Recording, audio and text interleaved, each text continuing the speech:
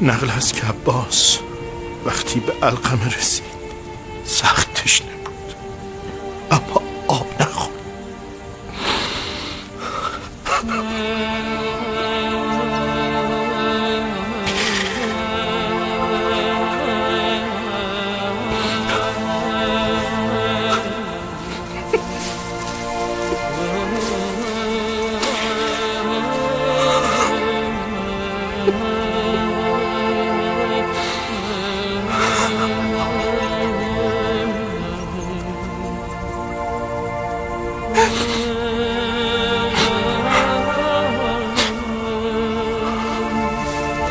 یک شب عباس سر و سینه عرق کرده از خواب پرید.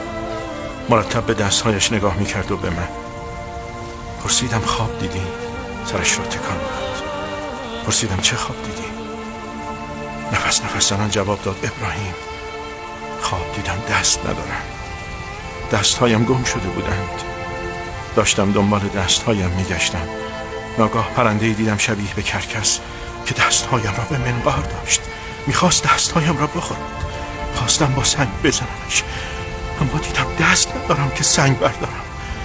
فریاد زدم لاش خور، دستهایم را نخور، آن دستها مال من است.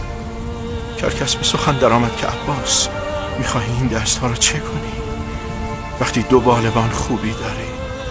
من گرسنه‌ام، شکست بال و زمین گیرم، دستهای تو سیرم میکند. تو با دو بال قشنگت پرواز کن، برو و در آسمان سیاحت کن.